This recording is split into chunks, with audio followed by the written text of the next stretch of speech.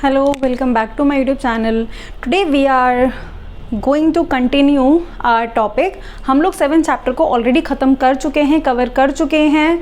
Make sure कि इसको देखने से पहले आप 7 चैप्टर को कम्प्लीटली ढंग से पढ़ के बैठें, क्योंकि ना जो 8th चैप्टर है ना वो कम्प्लीटली आपका बेस्ड होने वाला है 7 चैप्टर के ऊपर. जितने भी वहाँ पे फॉर्मूलाज पढ़े हैं, टर्म्स पढ़े हैं, वो सारे के सारे यहाँ पे यूज़ होंगे. इवन जब आप इसके न्यूमेरिकल्स करेंगे, क्वेश्चंस करेंगे ना, तो वहाँ पे भी वो सारे के सारे बेसिक जो फॉर्मूलाज हैं वो सारे के सारे यूज़ होने वाले हैं क्वेश्चंस के अंदर. आई मीन आप ये अगर ये सोच रहे हैं कि 7 को स्किप कर सकते हैं, डायरेक्टली 8 को पढ़ सकते हैं, तो नॉट पॉसिबल. ठीक है, इसको पढ़ने के लिए 100 के 100% आपको जो 7वां चैप्टर है वो आना चाहिए. उसके टर्म्स आपको पता होने चाहिए, उसके फॉर्मूलाज आपको पता होना चाहिए. फॉर्मूलाज रटने से काम नहीं चलेगा. फॉर्मूला कैसे बना, उनका मतलब क्या है, वो जानना ज़रूरी है. क्योंकि जो 7 चैप्टर 8 चैप्टर के फॉर्मूलाज हैं ना, उनका कंसेप्ट जाने पे ना आप फॉर्मूलेज को अगर याद भी कर लेंगे, तब भी आप अगर उनको क्वेश्चंस में अप्लाई करेंगे तो प्रॉब्लम आएगा. क्योंकि जब आप इसके क्वेश्चन को हम ना सॉल्व करेंगे चैप्टर के एंड में, तो आप देखेंगे जब हम क्वेश्चंस को सॉल्व कर रहे हैं कि आपको क्वेश्चन में कुछ दिया हुआ है, आपको सोचना है. क्वेश्चन को पढ़ने के बाद आपको ये सोचना पड़ेगा उसके हिसाब से कि यहाँ पे कौन सा फॉर्मूला यूज़ हो सकता है. ठीक है, प्रोबेबली वो आपको कोई भी एक टर्म दे देगा और आपको सोचना पड़ेगा, आपको कोई भी टर्म फाइंड आउट करना है. आपको सोचना पड़ेगा कि इसको फाइंड आउट करने के लिए मुझे किस किस चीज़ की ज़रूरत है. ठीक है, तो फॉर्मूला डायरेक्टली रटने से, यानी कि आपने रट लिया इसको, ठीक है, कि AS = Y होता है, बट वो कहाँ पे, किस सिचुएशन में अप्लाई होगा, ये पता होना बहुत ज़रूरी है. अदरवाइज क्वेश्चंस जो हैं वो सॉल्व नहीं होंगे. ठीक है, अच्छे खासे वेटेज का आपका पूरा का पूरा यूनिट है, 7th 8th और 9th वाला जो यूनिट है. इसलिए और एक और सबसे बड़ी बात, ये बहुत ईजी भी है. अगर आप कंसेप्ट बाय कंसेप्ट इस चैप्टर को पढ़ते हैं, इस यूनिट को पढ़ते हैं ना, तो कोई भी प्रॉब्लम नहीं आता है इस वाले पर्टिकुलर यूनिट को करने में. वैसे तो किसी को करने में भी नहीं आता है, बट इसको भी करने में कोई प्रॉब्लम नहीं आता है, बस बशर्ते आप कंसेप्ट को पढ़ते जाएं. और कंसेप्ट जो मैं कर रही हूँ वो कुछ ऐसा बहुत कॉम्प्लिकेटेड नहीं है, बहुत इजी है.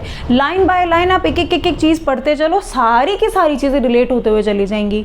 कुछ नहीं करना, बुक पढ़ो, वीडियो देखो, ठीक है, टीचर्स से हेल्प लो. सिंपल सी बात है. If you are not following me, आप यहाँ से नहीं पढ़ रहे हो, आप बुक से पढ़ रहे हो, आप टीचर से पढ़ रहे हो, तो मेक श्योर कि जब भी आप क्लास के भी लेक्चर्स लेते हो तो उसके बाद में आप बुक्स पढ़ो.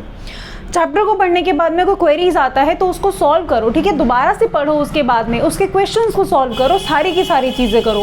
बिलीव मी, कोई प्रॉब्लम नहीं आएगा, सारी की सारी चीज़ें बहुत अच्छे से क्लियर हो जाएंगी. वैसे भी आपके कुछ टाइम में आपके बोर्ड्स आने वाले हैं, तो ज़रूरी है थोड़ा बेहतर तरीके से पढ़ाई करना. ठीक है, चैप्टर 8 को हम शुरू कर रहे हैं. कुछ पार्ट्स में होने वाला है. मैं छोटे वीडियोस बना रही हूँ कुछ पार्ट्स के अंदर. ठीक है, तो मैं छोटे वीडियोस के साथ मैं चैप्टर को ख़त्म कर रही हूँ. नॉट मेकिंग लाइक, हो सकता है वैसे तो अगर हम शॉर्ट में चैप्टर को पढ़ें तो हम आधे घंटे में भी पूरा चैप्टर कवर कर सकते हैं, but it's all about detail explanation of the chapter. मैंने पहले भी बोला हुआ है कि मेरा ये होता है कि कोई जो ज़ीरो से चीज़ को शुरू कर रहा है, जिसको बेसिक्स भी नहीं पता, उसको भी पता चले कि कौन सी चीज़ कैसे हो रही है. इसीलिए मुझे थोड़ा सा ज़्यादा टाइम लगता है एक चैप्टर को करने में, इसलिए जो ड्यूरेशन है वो थोड़ी सी ज़्यादा हो जाती है. Like I try to teach like we do teach in the classroom, ऐसा होता है कुछ. But if you want me to make shorter videos like short तरीके से, then let me know in the comment section. I try to do that and I will do that if you want me to do that. चलो, chapter है हमारा short run equilibrium output. Chapter 8 है हमारे पास में. देखो, हमने पहले भी ये चीज़ बोली हुई है कि ये जो सारा का सारा कंसेप्ट है वो कौन एक्सप्लेन कर रहा है, वो कीन्स एक्सप्लेन कर रहे हैं. ठीक है, 1 मार्क में क्वेश्चन आ सकता है वैसे तो, या फिर जब आप थ्योरेटिकली इसको लिखते हैं तो आप लिख सकते हो अकॉर्डिंग टू कीन्स. ठीक है, आप यहाँ से शुरू कर सकते हो. कंसेप्ट बाय कंसेप्ट पढ़ते हैं. आज हम तो चैप्टर का ये जो नाम है ना, आज हम इसके बारे में बात करेंगे. जो आज का वीडियो है that gonna be about short run क्या होता है, इक्विलिब्रियम क्या होता है, इक्विलिब्रियम आउटपुट आपके पास ये है क्या चीज़ एक्चुअली. तो सबसे पहले हम बात कर लेते हैं शॉर्ट रन की. देखो, यूजुअली जनरली जो हम बात करते हैं ना, शॉर्ट रन आपका टाइम पीरियड होता है जहाँ पे आप आउटपुट को चेंज कर सकते हो only with the help of variable factors. This is the basic meaning of shorten आपका टाइम पीरियड। यानी कि जैसे कि देखो, if I or a producer want to increase the output, उसको प्रोडक्शन बढ़ाना है, तो प्रोडक्शन बढ़ाने के लिए ना जो हमारे फिक्स फैक्टर्स होते हैं, जैसे कि हमारे बिल्डिंग हो गया, मशीनरीज हो गए, ये सारी चीज़ें हो गई, वो उसका यूज़ नहीं कर सकते, वो फिक्स्ड हैं। तो शॉर्ट रन होता है जहाँ पे आप सिर्फ और सिर्फ वेरिएबल फैक्टर का यूज़ कर रहे हो। यानी आप क्या कर सकते हो, आप लेबर को बढ़ा सकते हो, आप लेबर को बढ़ाओ, आपका आउटपुट बढ़ जाएगा। तो ये बहुत ही सिंपल सा मीनिंग होता है हमारे पास में किस चीज़ का, शॉर्ट रन का मतलब होता है हमारे पास, क्या मतलब हो हमारे पास में कि output can only be increased by increasing the variable factors only. तो ठीक है, ये हो गई बात। सो अकॉर्डिंग टू कीन्स हम यहाँ पे बोलते हैं कि शॉर्ट रन वो टाइम पीरियड होता है या शॉर्ट रन वो चीज़ होती है हमारे पास में जहाँ पे आप कह सकते हो fix factor gonna be fixed, या आप इसको दूसरी लैंग्वेज में बोल सकते हो टेक्नोलॉजी, बाकी की सारी भी जितनी चीज़ें होती है वो सबकी सब फिक्स्ड होती हैं। ठीक है, अब बात आती है फिर आउटपुट कैसे बढ़ेगा। आउटपुट बढ़ता है हमारे पास एम्प्लॉयमेंट से। ठीक है, एम्प्लॉयमेंट ज़्यादा होगी तो आउटपुट भी ज़्यादा होगा। तो ये आपको यहाँ पे है, अभी मैंने लेबर का एग्जांपल लिया था, वही हमारा एम्प्लॉयमेंट हो गया। तो जैसे जैसे हमारी एम्प्लॉयमेंट बढ़ेगी वैसे वैसे हमारा जो आउटपुट है वो बढ़ेगा। ये होता है हमारे पास में शॉर्ट रन का मतलब। तो आउटपुट अगर एम्प्लॉयमेंट अगर हमारी डबल हो रही है तो उसी प्रोपोर्शन से फिर हमारा आउटपुट भी बढ़ेगा। सो this is the meaning of short run. ठीक है, आगे हम बढ़ते हैं इक्विलिब्रियम। अब देखो, एक अगर मैं जर्नल वे में बोलूँ, इक्विलिब्रियम का मतलब हमारे पास होता है बैलेंस सिचुएशन, जहाँ पे दोनों चीज़ें बराबर हो जाए, आप ये कह सकते हो इक्विलिब्रियम। तो अगर हम यहाँ पे बात कर लेते हैं कि हमारे इक्विलिब्रियम का कंसेप्ट क्या है, तो कंसेप्ट को आप कैसे लिखोगे इक्विलिब्रियम के, definitely we are studying what, aggregate demand, aggregate supply and equilibrium, सारी की सारी चीज़ों को हम पढ़ रहे हैं। हम बात यहाँ पे प्रोडक्शन की कर रहे हैं, एम्प्लॉयमेंट की कर रहे हैं। तो सारी की सारी जो चीज़ें हैं वो अल्टीमेटली किससे रिलेट करती हैं, वो किससे रिलेट करती है, डिमांड और सप्लाई से रिलेट करती हैं। ठीक है, तो इक्विलिब्रियम हमारे पास क्या होगा, जहां पे हमारा एग्रीगेट सप्लाई और एग्रीगेट डिमांड, जो ये दो चीज़ें हैं वो इक्वल होंगी।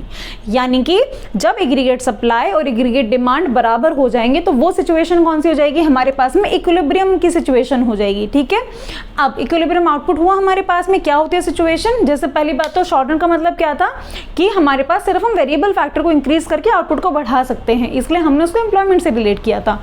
इक्विलिब्रियम आउटपुट क्या होगा हमारे पास में, where are aggregate supply is equal to aggregate demand, and we have already studied in our previous chapter, chapter 7, which is aggregate demand, aggregate supply and related concepts, the meaning of aggregate supply and aggregate demand. in short, aggregate supply होता है हमारे पास में, यानी कि जो आपका producer है, जो प्रोड्यूसर है वो सोचता है, यानी कि they are planning to sell the output in the market. वो जो प्लान कर रहे हैं, विश कर रहे हैं अपने आउटपुट को मार्केट में बेचने का। ठीक है, इन एन अकाउंटिंग ईयर वो एग्रीगेट सप्लाई होता है। एग्रीगेट डिमांड क्या होता है, विच द बायर, जो बायर है वो विश कर रहा है कि मैं इस साल में अकाउंटिंग ईयर में जितना भी वो प्लान कर रहे हैं खरीदने का, वो हमारा एग्रीगेट डिमांड होता है। डिटेल्ड एक्सप्लेनेशन हम लोग प्रीवियस चैप्टर में पढ़ चुके हैं, एक बार देख लेना आप जाके। बट स्टिल एग्रीगेट डिमांड क्या होगा, इन शॉर्ट इकोनॉमी की पूरी की डिमांड, पूरी इकोनॉमी में कोई भी हमारे पास है वो मिलके जितना भी प्लान कर रहे हैं खरीदने का, वो एग्रीगेट डिमांड होगा। और ऑन दी अदर साइड जो प्रोड्यूसर है वो बेचने का सोच रहा है, वो एग्रीगेट सप्लाई होता है हमारे पास में। ठीक है, तो ये हो गया एग्रीगेट सप्लाई और एग्रीगेट डिमांड। तो इक्विलिब्रियम आउटपुट क्या होगा हमारे पास में, अगर सप्लाई और डिमांड बराबर हो जाए। अब पॉइंट ये है यहाँ पे, अगर जो हमारा एग्रीगेट सप्लाई है वो एग्रीगेट डिमांड से ज़्यादा हो जाएगा तो फिर क्या होगा। देखो, अगर सप्लाई ज़्यादा है, सप्लाई ज़्यादा होने से क्या होगा हमारे पास में, जो हमारा आउटपुट होगा वो एक्सेस बच जाएगा।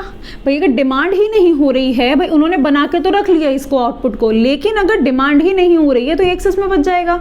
ऑन दी अदर हैंड अगर ये कम रह जाएगा डिमांड से, तो डिमांड ज़्यादा हो रही है, डिमांड ज़्यादा हो रही है तो यहाँ पे क्या होगा, यहाँ पे हो जाएगा जो आउटपुट है उसका शॉर्टेज। डिमांड ज़्यादा हो गई, आउटपुट का शॉर्टेज रह जाएगा हमारे पास में, ये शॉर्टेज रह जाएगी हमारे पास, डिमांड ज़्यादा हो जाएगी हमारे पास, तो अल्टीमेटली क्या सिचुएशन आ जाएगी हमारे पास में, इन्फ्लेशन की।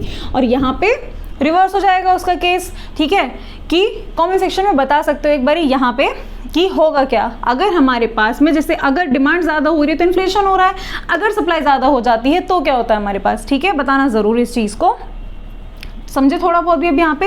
इसीलिए अगर इक्विलिब्रियम की सिचुएशन होगी, एंड एक और चीज़ आप इसको नोट डिस्क्लेमर बोल सकते हो, this is the ideal situation, ऐसा होना चाहिए वाला सिचुएशन है, होता है, ऐसा हो रहा है। ये हमको भी पता है कि ऐसा यूजुअली नहीं होता है हमारी इकोनॉमी में कि भाई जितनी भी डिमांड होगी उतनी ही सप्लाई हो रही है, यानी कि पूर्ति बराबर की हो रही है, कुछ ज़्यादा नहीं हो रहा, कुछ कम नहीं हो रहा, ऐसा नहीं है। This is just the ideal situation कि ऐसा होना चाहिए। उससे क्या होगा, इससे आउटपुट ना ही तो एक्सेस में रहेगा, ना ही वो शॉर्टेज में चलेगा, ठीक है। तो वो मेंटेन हो सकती है सिचुएशन इक्विलिब्रियम की, ठीक है। So this is our first thing. पहली क्या चीज़ है हमारे पास में, एडी और एएस। आप इसको एडी एएस अप्रोच भी बोल सकते हो, ठीक है। अभी तो ये हम थ्योरेटिकली पढ़ रहे हैं, फिर हम इसको ग्राफ में भी समझेंगे। ग्राफ पे कैसे समझेंगे हम कि how to get the equilibrium point. Economy में आप इक्विलिब्रियम पॉइंट को कैसे कैलकुलेट करते हो, वो चीज़ भी हम पढ़ेंगे इसके बाद में, ठीक है। तो पहला हम किससे पढ़ेंगे, एग्रीगेट डिमांड एग्रीगेट सप्लाई से पढ़ेंगे। दूसरा देखो, अब आगे हम लोग ऑलरेडी ये चीज़ देख चुके हैं पहले कि आपका जो एग्रीगेट सप्लाई होता है वो इनकम के बराबर होता है ना। ये चीज़ पढ़ी थी हम लोगों ने ऑलरेडी कि जो एग्रीगेट सप्लाई होता है वो वाई यानी कि इनकम, ठीक है। वाई का मतलब हमारे पास इनकम होता है। जो एग्रीगेट सप्लाई है वो वाई के बराबर होता है। अगर एग्रीगेट सप्लाई वाई के बराबर होता है तो यहाँ पे मैं एग्रीगेट सप्लाई को वाई से रिप्लेस करके लिख सकती हूँ, पॉसिबल है। ये हम ऐसे लिख सकते हैं, यहाँ पे एग्रीगेट सप्लाई की जगह वाई लिखा, एडी की जगह ये लिखा, ठीक है। तो ये भी एक पॉसिबिलिटी है, ठीक है।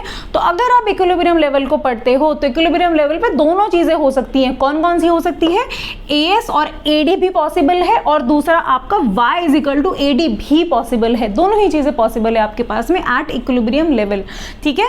अब थोड़ा सा आगे बढ़ते हैं। हम लोग इनके कॉम्पोनेंट्स पढ़ चुके हैं पहले ही, ठीक है। कंपोनेंट्स हमने पढ़े हैं। आई एम होपिंग कि आपको यहाँ तक समझ में आया होगा। यहाँ तक समझ में आया होगा then kindly hit the like button.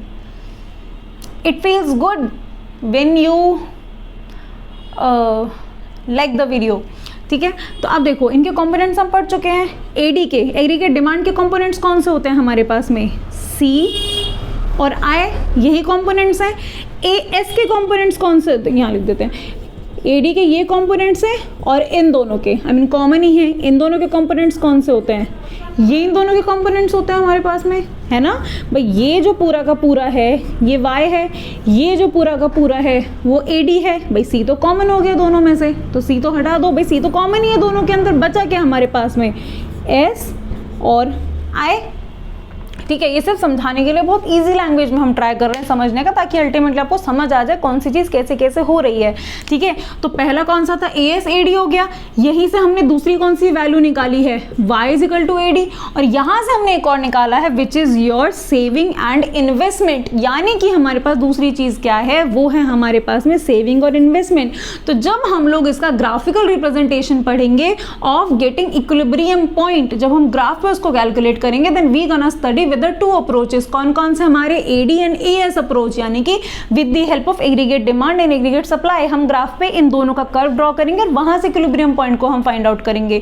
उसी तरीके से हम लोग दूसरी अप्रोच है which is saving and investment approach, क्योंकि एक से ही तो दूसरा निकला है ना, ऐसा तो नहीं है वो अलग जा रहा है ये अलग जा रहा है, ये चीज हमने इसी में से तो कैलकुलेट की है। तो सेविंग और इन्वेस्टमेंट अप्रोच उसी तरीके से हम उससे भी, हाँ एक बात बस ये है, इक्विलिब्रियम लेवल दोनों ही केसेस में सेम होगा। भाई ऐसा क्या सोचते हैं, इकोनॉमी एक है तो, और दोनों चीज इक्विलिब्रियम तो एक ही जगह पे होगा ना पूरी की पूरी इकोनॉमी में। आप चाहे इससे निकालो चाहे इससे निकालो, equilibrium is a balance situation.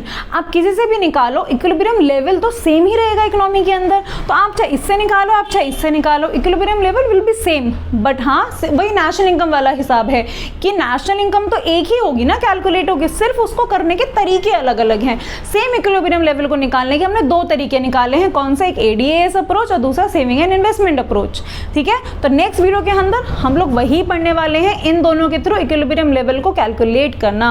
अगर आपको ये वीडियो और इसका बेसिक इंट्रोडक्शन समझ में आया हो तो वीडियो को लाइक कर देना, शेयर कर देना with the students, your friends, जो भी आपके साथ में हैं who wants to study the topics.